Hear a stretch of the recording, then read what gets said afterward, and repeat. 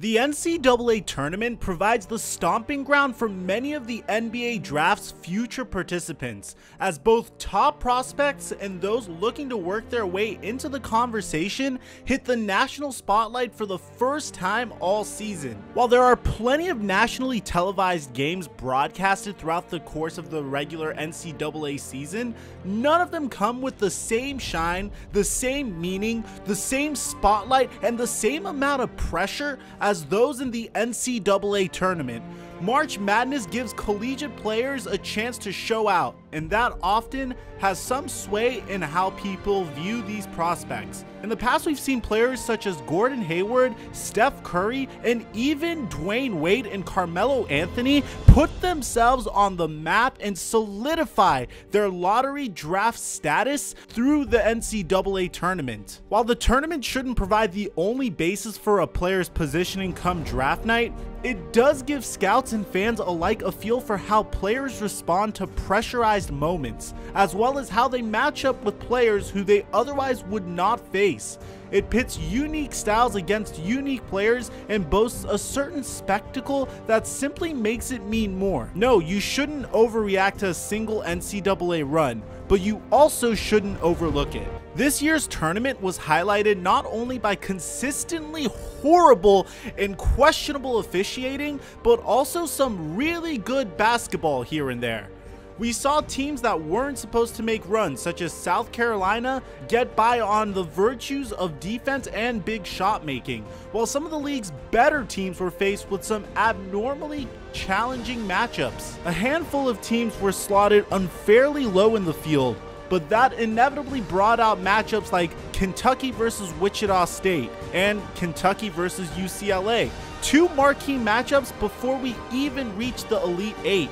It was also a tournament of firsts, with Gonzaga and the aforementioned South Carolina both making their first Final Four appearances ever, a feat Gonzaga wasn't even able to achieve back in the days of having the legendary Adam Morrison on the team. While Oregon, who went through one of the more dynamic college teams in recent memory in Kansas, made their first appearance in the Final Four since 1939. The inaugural year of the tournament when there was only an 8-team field. Several players showed out, while others got trumped by better teams on better days, but here are the 8 players whose stock shifted the most and whose lives would forever be changed due to their status in the NBA draft. Zack Collins. In Gonzaga's victory over South Carolina, Zack Collins posted 14 points, 13 rebounds, 6 blocks in 23 minutes on the court, punching the Zags' ticket to the championship game while also providing a culminating point for one of college basketball's more underrated seasons. Despite being a backup to Prismic Karnowski in a veteran-laden rotation, Collins, who was a McDonald's All-American last summer, has been the Bulldogs' most talented player in spurts, putting himself into fringe lottery conversation this year should he declare. Prior to this, Zack Collins was considered to be a late first-round pick, but right now his game is showing flashes of a former Cavalier legend named Brad Daugherty. There isn't any part of Collins' game that signals star upside, but he does do a lot of things at a very, very high level and is a multi-dimensional player. He's a talented scorer, he can shoot the three, and he has a diverse scoring arsenal in the interior. He also is a high-energy rebounder while showing excellent defensive fundamentals for a player who's only 19 years old. With long arms and underrated athleticism, Collins does a nice job of staying vertical and bothering shots at a high clip underneath the rim, while wielding the lateral quickness needed to slide out to the perimeter without being an overt liability. There's still a chance that Collins returns to school for a shot at the top 10 next season, but he seems all but locked into the top 20 should he decide to make the jump this summer. He has the two-way versatility to fill a sizable role in today's league, and that should make him money that's difficult to pass up. For Zack Collins, his stock went up, his draft range is around the late lottery or just after the lottery in the top 20, and I see him in the NBA as a backup two-way center or a solid starter for a competing NBA team. Jordan Bell. If you guys just happen to be living under a rock next to Squidward and SpongeBob SquarePants and happen to miss the brilliance that was Jordan Bell for Oregon, then let me just fill you in. Before Jordan Bell missed a pair of rebounds that would eventually seal a Final Four loss to North Carolina, he went on one heck of a defensive tear to propel Oregon to the Final Four to begin with. The 6'9" big man averaged 13.2 rebounds and 3 blocks per contest during the tournament, including an 8-block performance in Oregon's Elite 8 upset over Kansas. Bell looked the part of an NBA-level energy guy, with his defensive efforts stifling some of college basketball's better scorers on the interior. Bell still has some concerns from an NBA perspective, as his thinner build and less than ideal height limits his ability to play the 5 spot, where he'd be best suited in today's league. He doesn't possess much of an offensive game away from the rim and struggles to consistently finish on that end of the floor. Regardless though, Bell has done more than enough to assure a spot come draft night. Limitations aside, he projects well as somebody who can provide an immediate spark off the bench, both on the boards and via defensive intensity. Teams need guys who go out and compete hard on every possession, and Bell embodied that type of inborn work ethic. Bell has a couple of legitimate NBA level skills, and that's not always a surefire sentiment in the later stages of the draft. Prior to this, I did not even hear of Jordan Bell and didn't even think he would get drafted, but as a result of his efforts in the NCAA tournament, his stock has risen. I have him going in the 2nd round, and I see him as an NBA reserve who's going to be a defensive energy guy. As for an NBA comparison, I'm comparing Jordan Bell to Bo Outlaw due to his athleticism, his defensive potential, and his strength. Lauri Markkanen. Markkanen is widely projected as a top 10 pick this upcoming June, and that's not likely to change at all very much. There were, however, some very concerning sequences during the tournament as he displayed the weaknesses that will hinder him the most at the NBA level. At 7 foot, Markkanen's game is based almost solely on the perimeter, which fits the trends of today's league in theory, but can limit his productivity at times. He's the best pure shooter in the upper echelon of the class, providing a dynamic pick and pop threat as well as an elite spot-up option on the perimeter, and he couples that with the body control and fluidity needed to attack closeouts and get to his spots in the mid-range game as well.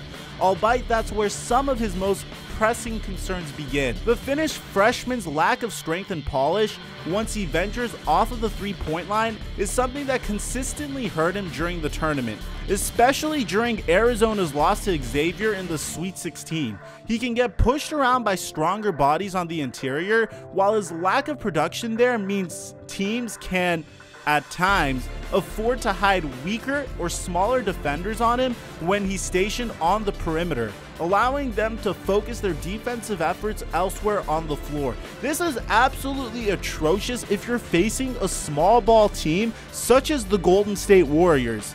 His offensive potential is abundantly clear, but so are the hurdles he has to clear to attain that. He's already a markedly worse defender than some of the lottery prospects slotted around him, and must overcome those offensive limitations in order to avoid becoming a one-dimensional role player rather than reaching his ceiling as a top-flight starter. At best, he projects to be a Ryan Anderson or Nikola Mirotic, but at the very worst, we're looking at a player who's going to be very, very similar to Andrea Bargnani. His stock has taken a hit since the NCAA tournament, but not by much. I still have him going in the mid/late lottery, and I see him as a 6th man or a starter because he will be a great stretch 4 for some team. Dwayne Bacon. It's becoming harder and harder to see the appeal with Bacon, and Florida State's 2nd round exit only worsened his standing.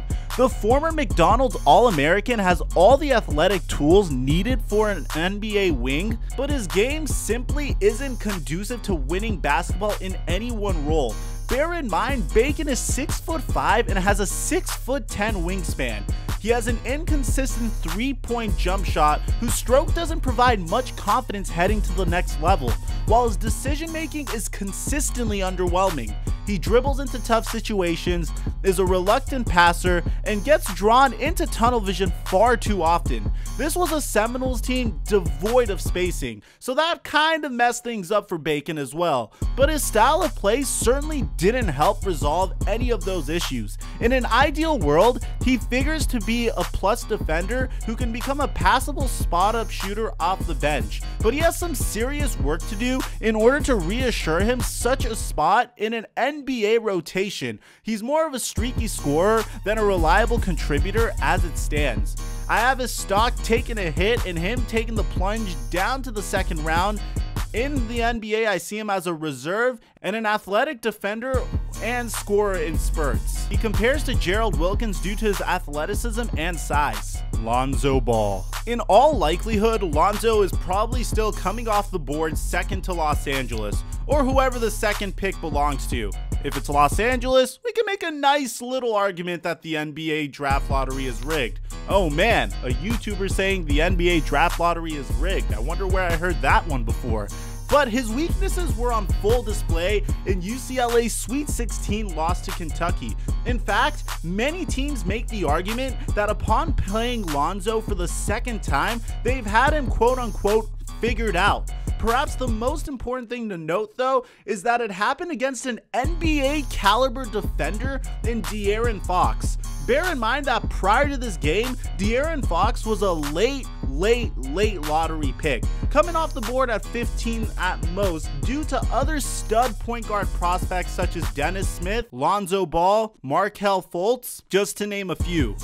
But ever since that one fateful game, De'Aaron Fox's stock has skyrocketed. Ball is a generational college player, there's no questioning that. He completely revolutionized UCLA's program and brought back winning basketball to Westwood, upending its offensive schemes while changing the culture both on and off the floor. He made everybody around him produce at a higher level while transforming the Bruins into college basketball's most explosive and fun offensive team. How well all of this translates to the NBA, though, remains to be seen.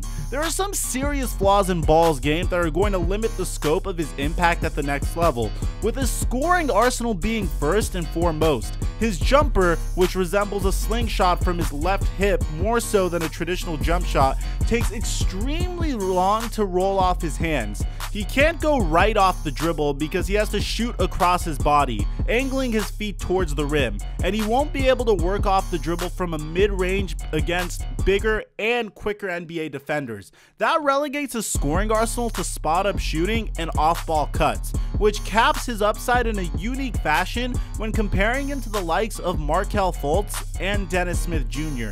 Even if Ball is the most gifted playmaker, Fox helped double down on that notion as he contained Ball with consistent success as one of those quicker, bigger NBA defenders. He didn't get dribble penetration at all, while his lack of plus athleticism limited his defensive effectiveness as well.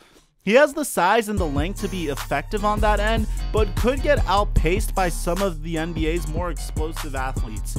I do have Lonzo Ball's stock taking a hit just simply because this was Lonzo's opportunity to foretake Markelle Fultz as the NBA draft's best player, and he was not able to solidify that. He is still a top 2 or 3 pick, and he is going to be a great player in the league or a starter, but regardless, this is not what Lonzo was hoping to accomplish. Which brings me to my next player, De'Aaron Fox. Speaking of Mr. Fox, his stock went up rather consistently throughout the tournament. In fact, I don't think there's a player that's won more in this tournament than De'Aaron Fox. Prior to this tournament, Kentucky was considered to be Malik Monk's team, with De'Aaron Fox playing a second fiddle to the elite scorer. Kentucky's lead guard still has some concern stemming from his lamentable shooting on the perimeter, but his improvement from mid-range and increasing comfort level on the offensive end made him one of the month's most impressive performers. He's the fastest guard end-to-end in college basketball and utilizes a quick first step to blow by his defenders and find his spots on the floor with virtually no resistance when facing lower level defenders in the half court. He has an array of floaters he can fall back on around the paint, while his ability to finish through contact or above the rim makes him one of the most dangerous slashers you'll come across. Now don't get me wrong, he's not John Wall or MVP Derrick Rose, but the outlines of their game certainly drew some valid comparisons. Fox absolutely sliced up Lonzo Ball and UCLA in Kentucky's victory over UCLA, going off for 39 points while holding the best player in the world, according to LeVar Ball, in check as well as anybody has seen in this season. It's tough to get excited about a point guard who hasn't shown he can shoot from distance, but Fox could be an exception as long as he continues to improve in time. He's a top flight defender and one of the more impressive offensive guards in virtually every other facet. I have his draft stock going up and him getting taken in the top 10 of the draft. I see him as an NBA starter, a slasher, and a facilitator. Justin Jackson. Jackson, who happened to win ACC Player of the Year honors this season, is one of the more interesting cases in this year's draft class. After shooting just 29.2% from three-point range during his sophomore campaign, the junior has upped it to 38.2% this season while elevating the remainder of his game around that. En route to the national championship game, Jackson averaged 20.2 points per contest during the tournament, prior to his horrible final showing, but let's blame the refs for that. Displaying the improvements that have launched him into the lottery conversation just a year removed from being widely considered a second-round talent. At 6'8", his length gives him a number of advantages on the wing. He moves well off the ball for a player of that stature, gunning around screens and finding his spots with a high success rate. He can then elevate off the bounce or the catch and shoot over his defender, albeit his funky release could cause some struggles early on at the next level. He's also an energetic defender, making up for his lack of strength with great hustle in the passing lanes and impressive lateral mobility.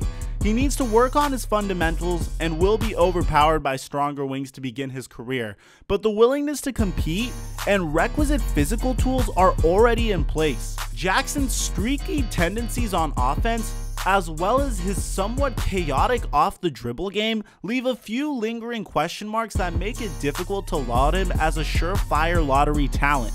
His stock, however, is firmly in that conversation, and his ceiling is high enough to warrant it in the right situation. I have him going up in the late lottery / the mid first round as a solid reserve or a potential starter who could just light it up as a scorer. His game reminds me a lot of Rod Higgins. Sindarius Thornwell. Thornwell's Gamecocks made a surprise Final Four run this year, all while he established his standing as a likely draftee this June. The 22-year-old senior was among the SEC's more prolific offensive players during his final campaign, tallying 21.7 points per contest before upping that average to 23.6 during the tournament. While there's still not much ground to stand on in regards to dubbing Thornwell as a first-round talent, he has shown the tools needed to carve out a solid niche at the next level. He has the size needed to be an NBA wing, which is 6'5" with a 6'9" wingspan, while boasting the playmaking chops needed to transition a point guard in some capacity, something that could improve his chances of sticking on a roster at the next level. Thornwell's scoring, though, is going to be his strong suit, as Carolina was able to throw him into a myriad of different sets with sustained success throughout the tournament. He showed touch operating out of the post with turnaround jumpers and a nice vision, while his perimeter shooting made him a maven when coming around screens and spotting up on the perimeter. When combining that with his transition prowess, he has the offensive game needed to work out a niche moving forward. I have his stock going up and his draft range being in the second round, and I see him as a reserve, bench spark plug, or a secondary initiator. He compares to Aaron McKie mainly because of his leadership abilities. And there you have it, the 8 players whose stock has changed the most due to the NCAA tournament. Do you guys agree with my picks? And if not, let me know in the comment section why not. If you guys enjoyed the video, be sure to give it a like and subscribe. Besides that, I'm TheFlightMike, and I'm signing out, baby.